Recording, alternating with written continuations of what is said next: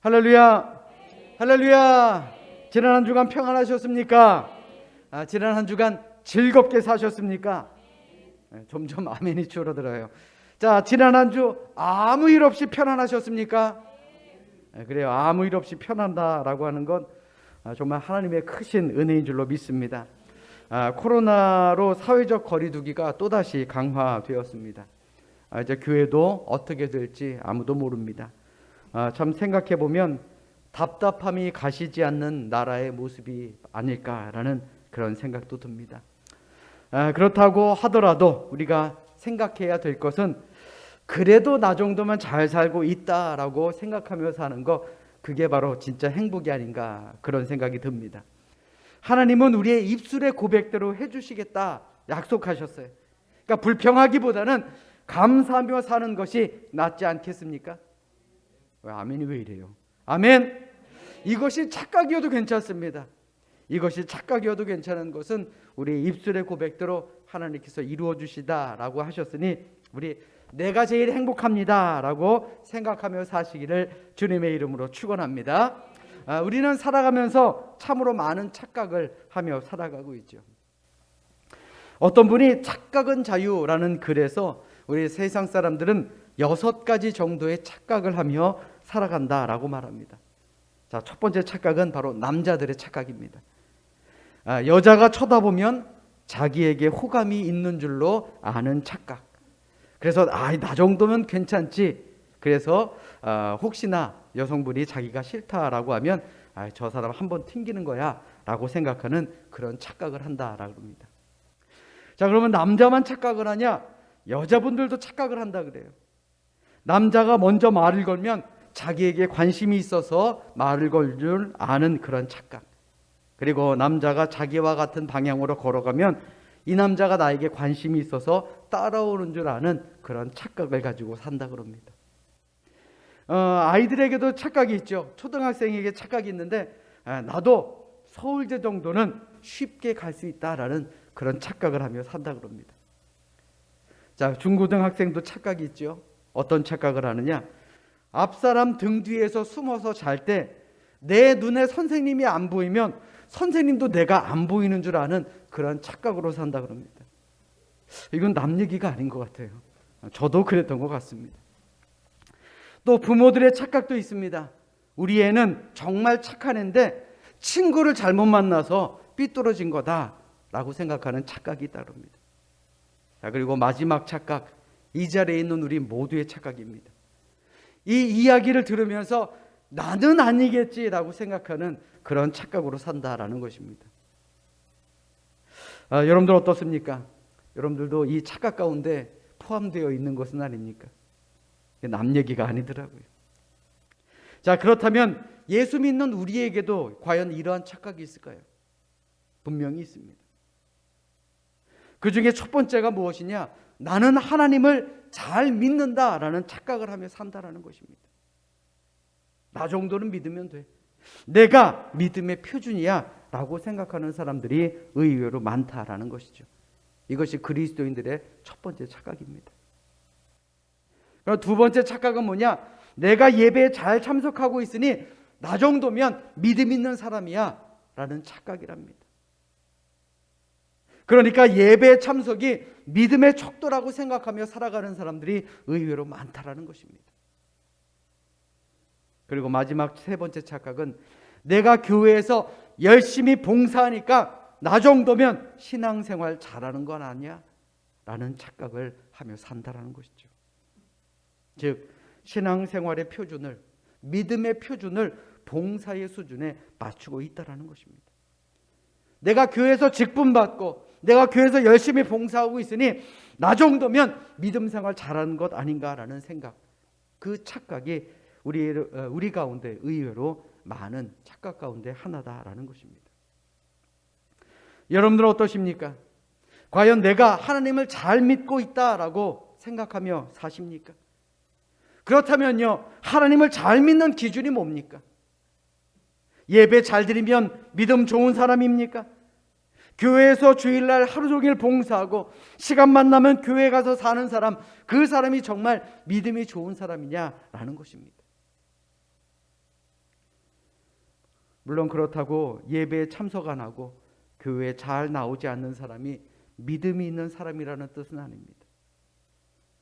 예배 참석 잘하고 교회에서 열심히 봉사하는 사람, 그렇지 않은 사람보다 훨씬 더 낫겠지요. 우리가 생각하는 믿음이 좋다라는 기준 과연 무엇일까요? 한번 스스로 생각해 봐야 하지 않겠습니까? 과연 우리의 믿음과 우리 교회 생활의 기준, 그 표준 과연 어디에 있겠느냐라는 것입니다. 그래도 이 자리에 있는 우리 모두는 좋은 믿음을 가진 그러한 우리 삼성교회 성도들임을 믿으시기를 주님의 이름으로 간절히 부탁드립니다.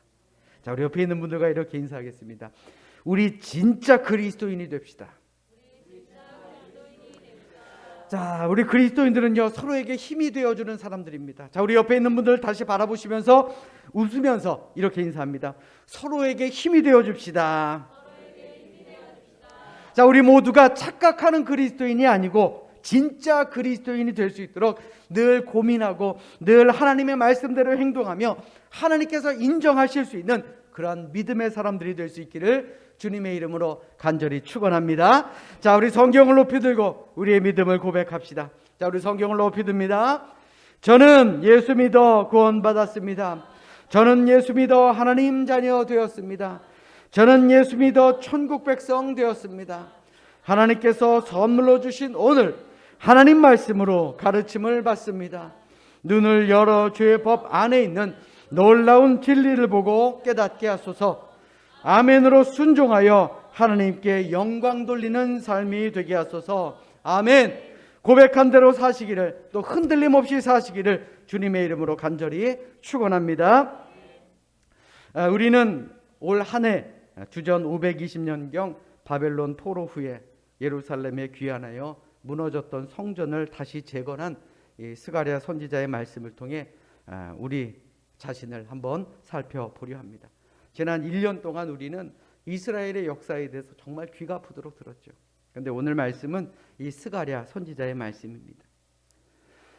사실 구약 시대의 이스라엘의 역사, 또 그들이 활동했던 그 여러 선지자들의 삶을 통해 보면 이 과거에 있었던 일들이 오늘 우리의 삶과 과연 무슨 관계가 있나, 그들의 삶을 조명해 본다라고 하는 것은 결코 쉬운 일은 아닐 것입니다. 그럼에도 여러분들에게 매주 선지자들의 이야기를 들려드리는 이유는 이스라엘의 역사와 또 선지자들의 삶, 그리고 그들이 오늘 후손인 우리들에게 전해주는 그 말씀이 그저 우리가 이야기 혹은 과거의 역사 그런 걸로만 들어서는 안 되기 때문에 그렇습니다. 그저 2000년 전, 3000년 전에 있었던 그런 일이 아니라 오늘 우리에게 깨달음을 주는 말씀이다라는 그런 깨달음이 있어야 된다라는 것입니다. 이스라엘의 역사를 한번 보십시오. 그들은 위기 속에서 희망을 찾았습니다. 그리고 70년이라는 하나님의 연단의 시간을 겪었고 그들이 포로에서 풀려나 이스라엘을 다시 재건할 수 있었던 것은 그저 과거의 역사 속의 이야기가 아니라 그 안에 하나님의 은혜가 숨겨져 있었다라는 것을 기억해야 되기 때문에 그렇습니다. 지금 우리는 힘겨운 시대를 살아가고 있죠. 참 힘든 시대를 살아가고 있습니다. 그런 우리들에게 또 다른 희망을 주는 그런 역사이기 때문에 우리는 이해하기 어렵고 지루해도 반드시 기억해야 되는 그러한 이야기다라는 말입니다. 이번 주는 지난주 여러분들과 함께 은혜를 나누었던 이 학개라는 선지자와 같은 시기에 활동했던 스가랴라는 선지자의 이야기입니다. 당시의 상황은 지난주와 마찬가지로 70년 바벨론 포로기를 마치고 예루살렘에 귀국해서 성전을 재건할 때의 이야기입니다. 바사의 초대왕 고레스는 바벨론을 정복하고 바벨론에 잡혀 있었던 이스라엘 포로들에게 이제 자유롭게 고향으로 돌아가도 좋다라는 귀한 명령을 내리게 됩니다. 그리고 지난주에 말씀드린 것처럼 그들은 다시 예루살렘으로 모여 제단을 쌓고 또 성전을 건축하기 위해 기초를 놓게 됩니다. 그런데 문제가 생기죠. 건축을 방해하는 사람이 생깁니다.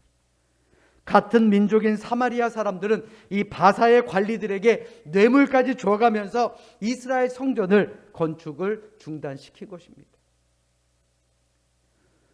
농사짓기도 어렵고 약탈자들의 괴롭힘으로 성전을 지으려는 이스라엘 백성들의 의지는 날이 갈면 갈수록 점점 흔들리게 되었고, 마침내 성전을 짓는 것은 불가능하다라는 결론을 내리게 됩니다. 결국 그 후 14년 동안 성전 재건에는 아무런 관심이 없이 그들은 그저 먹는 일에만, 먹고 사는 일에만, 또 자기 집을 짓는 일에만 급급했다라는 것입니다. 물론 총독 스룹바벨은 열정을 다해 성전 건축에 임했습니다. 그런데 생각해 보십시오. 성전 건축은요, 열정만으로 할 수 있는 그러한 일이 아니었습니다. 이때 스가랴 선지자는 8가지의 환상을 봤는데, 그가 본 환상의 목적은 1차적으로는 중지되었던 성전을 재건할 수 있도록 스룹바벨과 이스라엘 백성들을 격려하는 일이었고, 2차적으로는 예수 그리스도의 초림을 준비하는 것이었습니다. 그 가운데 오늘 본문은 스가랴 선지자의 5번째 환상입니다. 이 환상의 내용은 성전을 재건할 주체로서 여호수아와 당시 총독이었던 스룹바벨을 격려하기 위한 것이었습니다. 오늘 본문 속 스가랴는 스룹바벨에게 하나님의 말씀을 선포합니다. 뭐라고 선포합니까? 이는 힘으로 되지 아니하며 능력으로 되지 아니하고 오직 나의 영으로 되느니라. 큰 산아 네가 무엇이냐? 네가 스룹바벨 앞에서 평지가 되리라. 스룹바벨은 유다 총독으로서의 권력과 지혜를 총동원해서 하나님의 일을 완성하고자 노력했습니다. 그런데 백성들은 생각이 조금 달랐습니다. 성전 건축에 들어가는 경제적인 부담을 지기 싫어했고, 심지어 성전이 지어진지 말든지 관심조차 갖지 않았다라는 것입니다. 이런 상황에서 스룹바벨이 할 수 있는 일이 뭐가 있었겠습니까? 낙심하는 것 외에 무엇이 있었겠느냐라는 말입니다. 그런데 여러분들 꼭 기억하십시오. 꼭 기억해야 되는 것은요, 언제나 하나님의 일은 하나님이 하신다라는 것입니다. 우리 따라서 합니다. 하나님의 일은 하나님이 하십니다. 다시 한번요. 하나님의 일은 하나님이 하십니다. 참 놀랍게도 하나님의 일을 바로 하나님이 하셨습니다. 어떻게 해요? 하나님께서 다리오 왕의 마음을 움직이며 다시 성전 건축을 시작하게 되었다라는 것입니다. 하루는 다리오 왕이 문서 창고를 조사하다가 한 가지 문서를 찾게 되었는데, 그 내용을 보니 놀랍습니다. 자신의 손조였던 고레스 왕의 문서를 발견하게 됐는데, 그 문서 안에는 성전 건축을 허락했고 그들을 도왔다라는 내용이 적혀 있었던 것입니다. 그러자 다리오 왕은 명령을 내립니다. 성전 건축 공사를 완성시켜라. 그래서 물질을 후원하게 되었고, 결국 큰 산과 같았던 여러 가지 문제들, 이 모든 문제들이 해결될 수 있었다라는 것입니다. 하나님의 일을 누가 하신 거예요? 하나님이 하셨다라는 것입니다. 이루어질 수 없는 일이라며 포기했던 이스라엘 백성도 이 성전 건축을 통해 하나님과의 관계를 바로 세우게 되었고, 영적 부흥을 이루고자 하는 그런 마음으로 하나로 뭉치게 됩니다. 불가능한 것을 가능하게 바꾸신 분이 바로 하나님이었다라는 것이죠. 인간의 힘이 아니었습니다. 바로 성령의 능력, 그 능력으로 하나님께서는 하나님의 일을 하셨다라는 말입니다.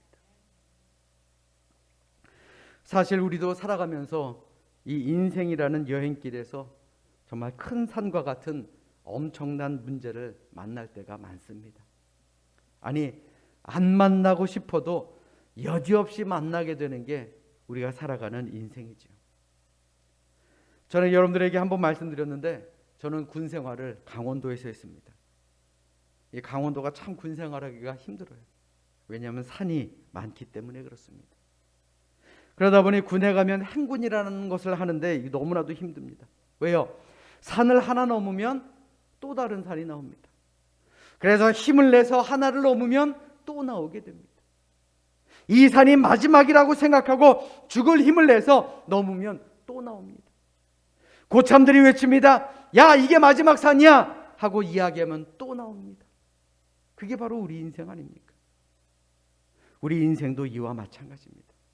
산 하나를 넘으면 그 후에 평지가 이어지는 것이 아니죠. 산 하나를 넘으면 또 다른 산이 나옵니다. 그 산 넘으면 또 다른 산이 나오죠. 그래서 찬송가에도 태산을 넘어 험곡으로 간다 그러잖아요. 이게 어른들만의 이야기입니까? 아닙니다. 학생들도 마찬가지입니다. 우리 아이들도 마찬가지입니다. 학생들에게는 입시라는 거대한 산이 있습니다. 청소년 자녀를 둔 부모님들에게 묻겠습니다. 주일 예배와 학원 시간이 겹치면 여러분들은 어디로 보내시겠습니까? 2016년 국민일보에 실린 기사인데 어느 기관에서 조사를 해봤다고 합니다. 크리스천 학부모 중에 만약에 학원 시간과 예배 시간이 겹치면 어딜 보내겠느냐? 절반가량이 학원에 보내겠다라고 대답했다라는 것입니다. 그런데 그렇게 대답한 부모들이 초신자들이 아니었습니다. 집사, 권사, 장로, 교회의 중직이 절반 이상이었다라는 것입니다. 또 당사자인 학생들을 대상으로 조사해 봤더니 비슷한 결과가 나옵니다. 학생들에게 왜 교회에 나오지 않느냐라고 물었더니 절반가량이 학원, 시험, 공부 때문에 교회를 나가기가 어렵다라고 대답했다라는 것입니다. 이게 2016년의 이야기예요. 과연 2021년이라고 해서 그 결과가 좋아졌겠느냐라는 것입니다. 그런데 우리를 더 힘 빠지게 만드는 것은 그 입시라는 산 하나를 넘으면 끝이 아니라는 사실입니다. 대학에 가고 나면 졸업해야죠.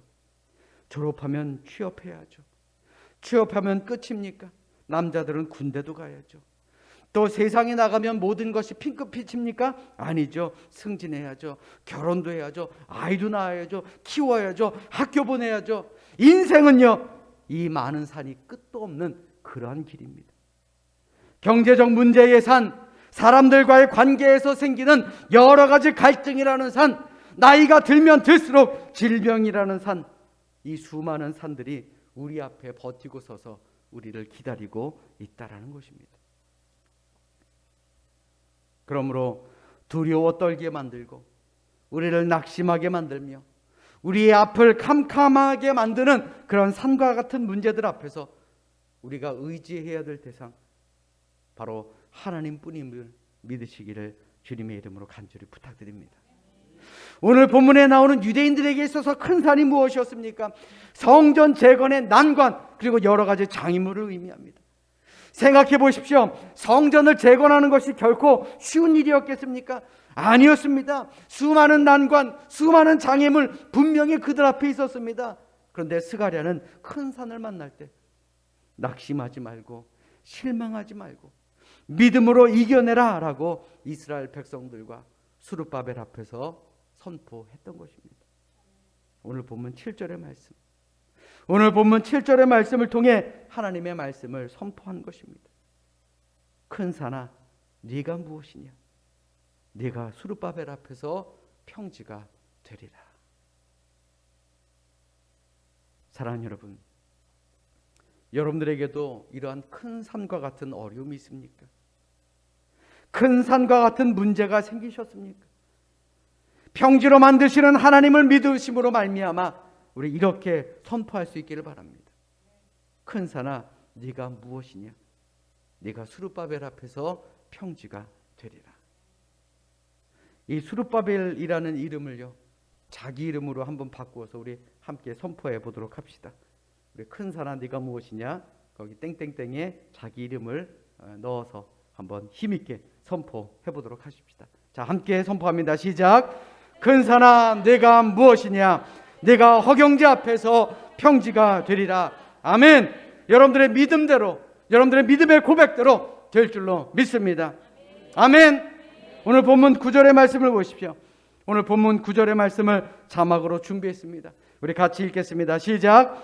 스룹바벨의 손이 이 성전의 기초를 놓았은즉 그의 손이 또한 그 일을 마치리라 하셨나니 만군의 여호와께서 나를 너희에게 보내신 줄을 내가 알리라 하셨느니라. 아멘. 스룹바벨의 성전을 건축하는 것은요, 하나님의 명을 따라 하나님의 일을 하는 것입니다. 그러므로 그 앞에 놓인 장애물도 하나님께서 분명 해결해 주실 것이다 라는 약속의 말씀을 담고 있는 것입니다. 사실 우리는 어떤 일을 시작하면 내가 끝내야 된다라고 착각하면서 합니다. 그러나 안타깝게도 사람의 의지에는 한계가 있죠. 가정에서 좋은 부모로 살아가길 원합니다. 또 좋은 자녀로 신앙의 모범을 보이며 살아가길 원합니다. 그런데 그 결심 순간순간 무너져 버릴 때가 있지 않습니까? 우리 일터에서도 마찬가지입니다. 내가 예수 믿는 사람답게 구별되고 내가 예수 믿는 사람답게 향기 내며 살겠다라고 결심하지만 그 결심이 얼마나 오래 갑니까? 차라리 믿는 사람이라고 얘기 안 하고 사는 것이 더 편하겠다라고 생각될 때가 분명히 있지 않습니까? 큰 소리 뻥뻥 치고 내가 결심을 실천하겠다라고 하지만 옆 사람의 작은 한마디에 무너져 내릴 때가 얼마나 많습니까? 뉴스 한 줄에 주저앉게 되고 또 우리를 거스르는 소문에 낙심하고 흔들릴 때가 너무나도 많습니다. 그런데요, 흔들리다 보면 믿음의 틈이 생깁니다. 믿음의 금이 넓어지면 우리는 그 금 속으로 점점 빠져들어가게 된다라는 것입니다. 무너진다라는 것이죠. 믿음의 자리에서 점점 멀어지는 것에 대한 그 마음의 꺼리낌이 없어진다라는 것이죠. 지금 이 자리에도 믿음이 흔들리는 분들이 계십니까? 성경에 보면 흔들리지 말라 그랬습니다. 우리가 세상을 살다 보면 흔들릴 때도 있고 흔드는 사람도 있기 때문에 성경은 우리에게 흔들리지 말라라고 말씀한 것입니다. 그러므로 어떤 위기 앞에서도 고난 앞에서도 흔들리지 않고 살아가는 우리 모두가 될 수 있기를 주님의 이름으로 축원합니다. 우리 따라서 합니다. 흔들리지 맙시다. 다시 한번요. 흔들리지 맙시다. 사랑하는 여러분, 우리가 의지해야 될 분은 단 한 분, 하나님밖에 없습니다. 하나님이 사람을 세상에 살아가게 하는 방법은 나의 힘과 능력이 아니라 사람들의 도움이 아니라 하나님을 의지하는 것입니다. 그게 승리의 길이고 그게 만족함을 주는 길입니다. 그러므로 우리 예수 믿는 사람은 하나님의 방법으로 살아가야 할 줄로 믿습니다. 시편 37편 4절 말씀에 여호와를 기뻐하라 그가 내 마음의 소원을 내게 이루어 주시리로다 라고 말씀하고 있습니다. 그런데 사람들은 어떻게 생각합니까? 내 마음의 소원을 이루어 주시면 내가 기쁘고 그래서 하나님께 영광 돌리겠습니다. 하나님 기쁘게 해드리겠습니다 라고 말합니다. 그런데 이건요, 사람의 방법입니다. 하나님을 기쁘시게 해라. 그러면 내가 내 마음의 소원을 이루어 줄 것이다. 이것이 바로 하나님의 방법이다 라는 말입니다. 그렇다면 여러분들은 지금 얼마나 만족하십니까? 얼마나 행복하십니까? 2008년 10월에 한 신문에 실린 기사입니다. 원문은 이렇습니다. 6.25 직후 우리나라 국민소득은 1인당 70달러에 불과했다. 그런데 현재는 거의 2만 달러로 300배 가까이 잘 살게 됐다. 하지만 과연 우리가 300배의 만족을 느끼며 마음도 풍요로울까? 그런 것 같지는 않다. 300배의 풍요는 있어도 오히려 마음은 더 빈곤해진 것 같다. 자살로 죽는 인구가 교통사고로 죽는 인구보다 더 많다는 통계를 봐도 알 수 있다. 자기가 필요한 정도를 적당한 선에서 정해놓지 않으면 사람의 소유욕은 끝이 없이 자란다고 한다. 많이 벌어본 사람들이 하는 이야기이다. 비천과 풍부는 절대적으로 내가 정한 기준에 달려있다. 고무줄같이 늘어나는 가변적인 기준이 문제다. 그러니 채워서 만족하려 들지 말라. 나의 기준을 빨리 정하는 게 만족할 수 있는 최선의 길이다. 이게 2008년의 기사였습니다. 그렇다면 2021년 우리나라 1인당 국민소득은 얼마인 줄 아십니까? 3만 5천 불을 넘었습니다. 6.25 직후보다 500배나 더 잘 살게 되었다라는 이야기입니다. 6.25가 1000년, 2000년 전에 있었던 일입니까? 아닙니다. 그렇게 오래되지 않았습니다. 6.25 직후에 우리는 지금까지 500배가 잘 살게 되었다라는 것입니다. 그런데 여러분들 마음은 어떻습니까? 500배 만족하며 사십니까? 우리가 사는 세상이 풍족하면 모든 것이 해결되고 만족하며 살아갈 수 있는 것 같은데 실상은 그렇지 않다라는 것입니다. 소원을 모두 이루고 눈앞에 보이는 큰 산이 평지가 되면 기쁠 것 같은데 그 기쁨은 오래가지 못한다라는 것입니다. 잠시 기쁘고 만족함, 그 만족함뿐이다라는 것입니다. 소원이 이루어지면 또 다른 소원이 우리 앞에 보입니다. 이 산 하나 넘어가면 또 다른 산이 보입니다. 이 산을 평지로 만들면 그 앞에 또 다른 산이 우리를 기다리고 있습니다. 그러므로 우리가 어떻게 살아야 합니까? 하나님 안에서, 그리스도 안에서, 믿음 안에서 감사하며 만족해하며 그럴 때 완벽한 평안을 누릴 수가 있다라는 말입니다. 사랑하는 여러분, 세상이 주는 평안, 물질이 주는 기쁨, 권력이 주고 인기가 주는 기쁨, 이 세상이 주는 것은요 완벽한 평안을 우리에게 줄 수 없습니다. 잠시의 편안함을 줄 수는 있지만 평안을 누릴 수 없는 것이 이 세상에 주는 완벽함 아니겠습니까? 그래서 요한복음 14장 27절에 예수님께서 말씀하십니다. 평안을 너희에게 끼치노니 곧 나의 평안을 너희에게 주노라. 내가 너희에게 주는 것은 세상이 주는 것과 같지 아니하니라. 너희는 마음에 근심하지도 말고 두려워하지도 말라. 사랑하는 여러분, 잘 들으십시오. 있는 대로 보는 것이 상식입니다. 당연하죠. 그러나 보는 대로 있는 것은 믿음입니다. 보고 증명된 것을 믿는 것은 과학입니다. 그러나 믿고 소망하며 보는 것, 이것이 바로 신앙입니다. 꼭 넘어야 하는 산을 보고 두려워하는 것, 그것은 누구나 당연하죠. 그러나 험한 산도 평지처럼 건널 수 있다라는 그 믿음, 이것이 참된 승리자의 믿음이다라는 말입니다. 평안을 너에게 주노라 라는 찬양이 있습니다. 우리 함께 찬양해 볼까요? 평안을 너에게 주노라. 우리 가사를 생각하시면서 우리 함께 찬양하겠습니다.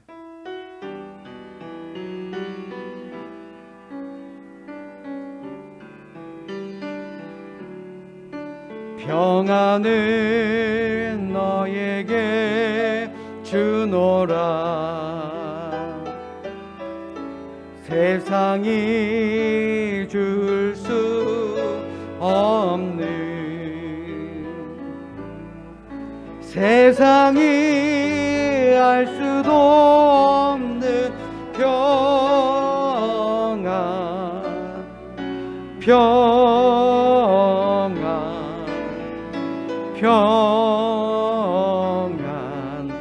평안을 내게 주노라. 우리 가슴에 손을 얹고 기쁨을 너에게 주노라. 세상이 줄 수 없는, 세상이 알 수도 없는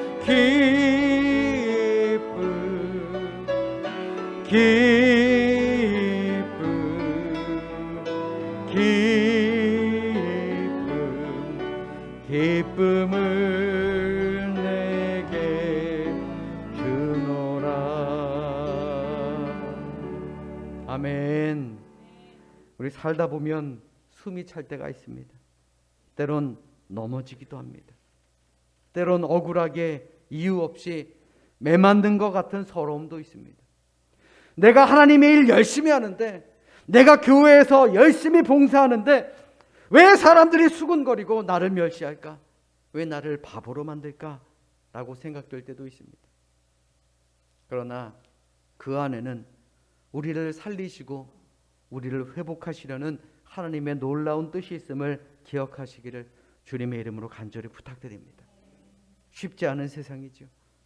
그러나 세상의 방법이 아닌 하나님의 방법으로 살아가시길 바랍니다. 하나님이 나에게 주시는 능력으로 사십시오. 산과 같은 문제 앞에서 내 힘으로 어떻게 해볼까 고민하기 전에 온전히 하나님께 맡기시길 바랍니다. 힘든 일이 있을 때마다, 어려움이 계속되어도 우리 이렇게 선언하며 사십시다. 큰 산아 네가 무엇이냐? 네가 평지가 되리라. 이 시간 진정으로 바라기는 우리 앞에 놓여있는 여러 가지 어려움을 만날 때마다 스가랴처럼 큰 산아 네가 무엇이냐? 네가 평지가 되리라 라고 선언했던 그의 선언이 우리 모두의 선언들이 되시기를 주님의 이름으로 간절히 축원합니다. 축원합니다. 기도하겠습니다.